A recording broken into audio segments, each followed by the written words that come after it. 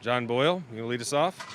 I would love to. Coach, Pete mentioned you were up in the box this time instead of down on the field like last year, or the last couple of years. Just what led to that change, and what did you think of the experience? Yeah, Pete and I talked about during the offseason, and really, John, the way that they've changed the rules about 4 or 5 years ago, where you can still talk to the quarterback from the press box, that was a huge rule change. You weren't allowed to do that till about 4 or 5 years ago. And so it's something that I've thought about for the last couple of years because you certainly see things so much better from up there. You're able to see the defensive adjustments and see the play unfold and kind of almost anticipate more what they're doing. So it's something that we talked about, and just with where we are with Russ and my confidence level with him and his understanding with the system, it kind of became a no-brainer.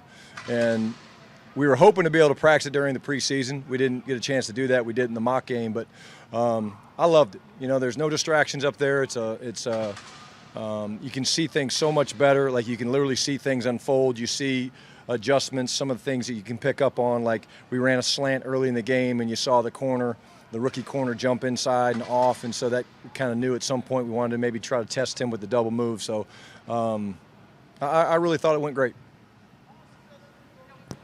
Ben Arthur. Hey, Shotty, how's it going? Hey, Ben.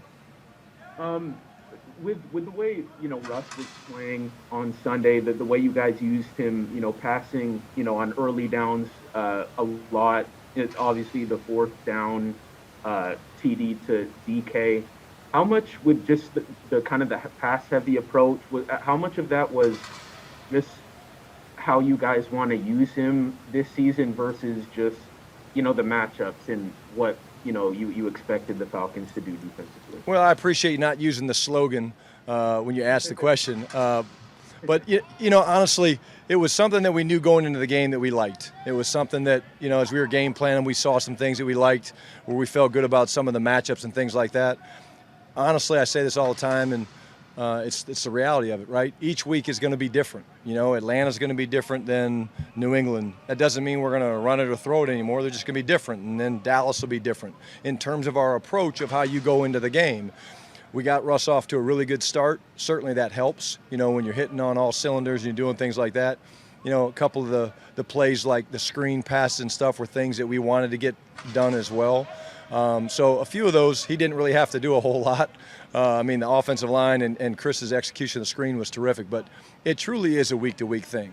I was very pleased with how he played terrific, but all in all, I thought it was just an overall great performance by the group. And, who knows what this week looks like going up against New England. And then just second thing, real quick, I'm not sure if we've asked you about Sanjay Lal, an assistant you guys brought in. I think you guys worked together in Indianapolis.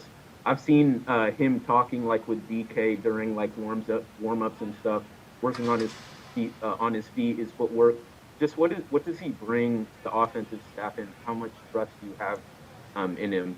Well, we were together in Indy, and I don't think that there's a better technically receiver route running, tight end route running technical guy in the NFL. He's unbelievable.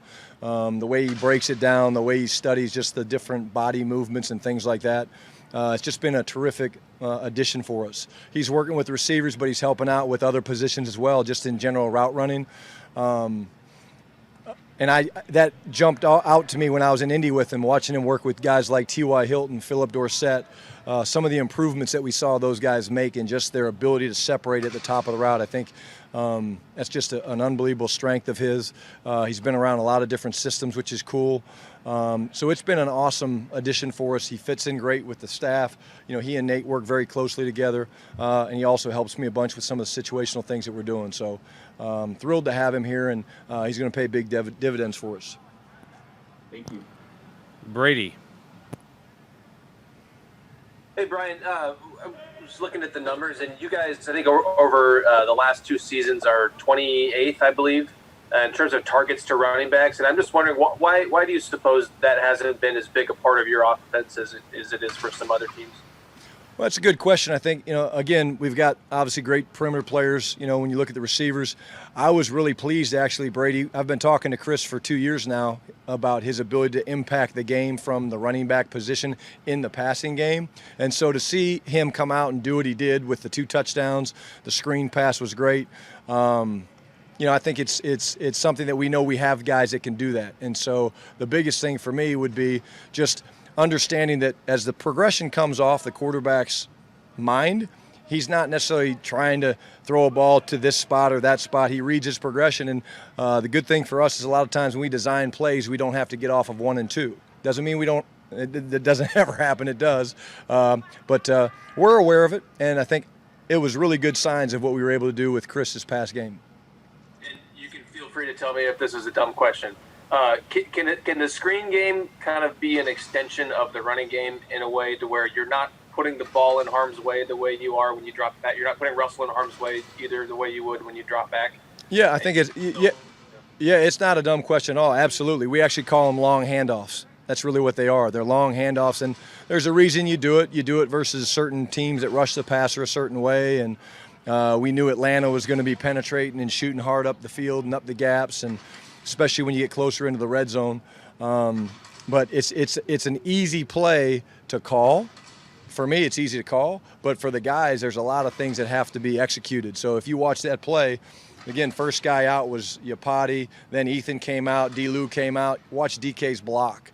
And so it just was really well executed. But it helps your pass protection, because if people know you're willing to throw screens and do things like that, it makes them think twice about, again, just shooting up the field and kind of losing contain and rush lanes. Thanks. Corbin. Hey, Shotty, it was kind of a strange game statistically for the offensive line. Gives up 3 sacks, 7 quarterback hits the first half, but Coach Carroll was saying a lot of that wasn't on the line, and they only gave up 3 quarterback hits the second half. How much did having that solid pass pro, keeping Russ clean, influence the decision to pass more on Sunday, and what was your overall impression how that group looked with 3 new starters? Yeah, well, it was one of those things, Corbin, that we didn't really know. Like, we really didn't know how we would hold up in pass protection. Again, without the preseason games, we saw ourselves against our defense every day. But, again, that's controlled tempo. It's not the same thing as a real game. And I thought overall they did a terrific job. I really do. The first sack, the very first play of the game, that's on me. The guy was in a wide 9 position. Just it wasn't a very good call. So I took that one, and then we gave Russ one as well, just where he kind of got stuck back there and he should have moved off the pocket. So going up against that front, which that's a terrific front with Grady and Fowler and those guys, when we watched them, I thought across the board they played really, really well. And the sacks are misleading. There were some quarterback hits, but the sacks were certainly misleading. Again, we gave them, I think, 1. I took 1 and Russ took 1. But overall, it was a terrific start for us. And when you're doing that, it certainly makes it easier to call pass plays. Joe?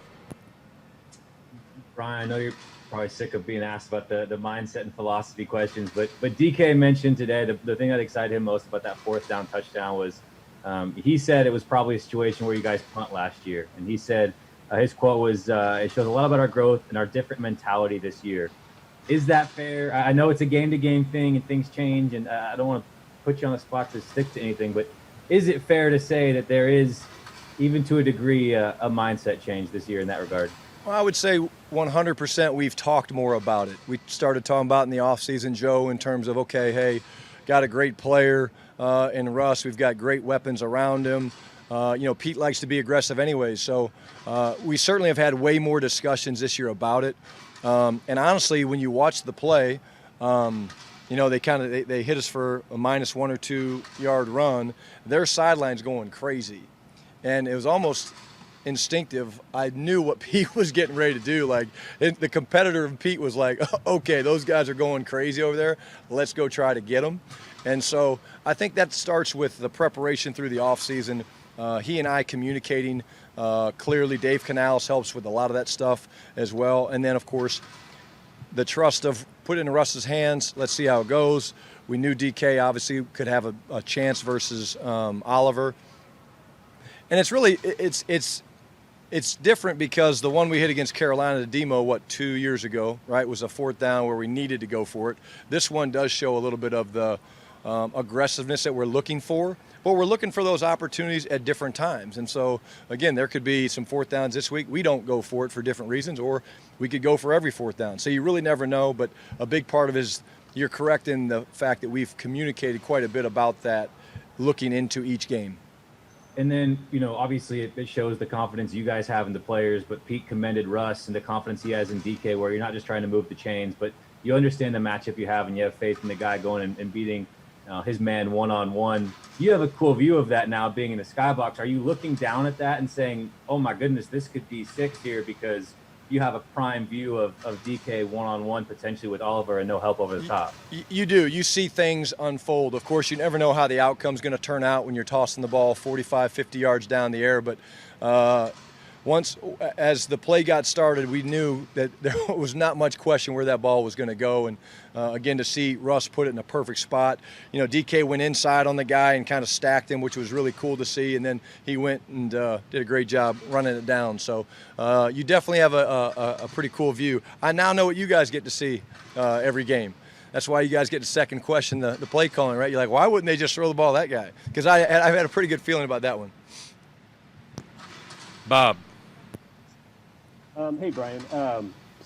The running back rotation last week, you had mentioned going into the game, hoping to get all 4 guys some touches, and you ended up having 3 and all that. Is it a challenge with all those guys to try to get that sorted out and get everybody the right amount of carries there between Chris and Carlos and Travis and everybody? Yeah, it's not really a problem, Bob. When you look at it, obviously Chris starts for us. Feel great about that. We're thrilled with what Carlos brings. Carlos Hyde is one of the most decisive, disciplined runners I've ever been around. He's obviously carried the ball a ton in this league, but just his instincts and feel for cuts and things like that are uncanny. There's things that you really can't teach and coach. So we felt like we kind of kept him fresh last game a little bit. And then, Travis has been doing a nice job for us in some of the third down roles and got a great feel for pass protection. If you guys remember last year, he had some big conversions for us on third down against the 49ers. See, DK Metcalf just came on the screen. You guys want to ask DK any questions? No, I was there earlier. You talked to him earlier? You didn't give away all the secrets, did you? Yeah, didn't give away all the secrets. Hey, I told him I never doubted you on the long touchdown. I knew you had it all the way. There you go. And then DJ's going to be a great player. You look at numbers and you never know how the roster is going to turn out on game day, but we have all the confidence in the world that when DJ's active and playing that he'll go out there and do a good job for us. So I think it's a good problem to have, not an issue that we worry about. Curtis? Brian, are you more comfortable going upstairs now that you've had 2 years working with Russell on the sideline than maybe you would have been the first year coming in, having the chance to have that kind of tangible on-field relationship with him the first couple years here? Yes, Curtis, we touched on that briefly earlier, but yes, absolutely. 2 things, really. The relationship with Russ, the trust. He has great command of what we're trying to do. I don't have to feel like I have to be there, talking face-to-face. And then the fact that a couple years back they changed the ability for the play caller to call it from the box. Those are the 2 big things that when we talked about it in the offseason that made it say, hey, let's take a look at it. I did it. The only other time I've done it was back in 2008. And that was with Favre as a starting quarterback. And the cool thing about that was, half the time I never knew where Brett was going with the ball. So it was I literally was like a fan. So we got him, 2 weeks before the season started, and he was just back there slinging it around. So I have a little bit better idea where the ball is going with Russ than I did with Brett. And how did you view the play of the offensive line up front, just in general? There was some penalties in there, the kind of sketchiness early, but it seemed like, in general, maybe a good first week out.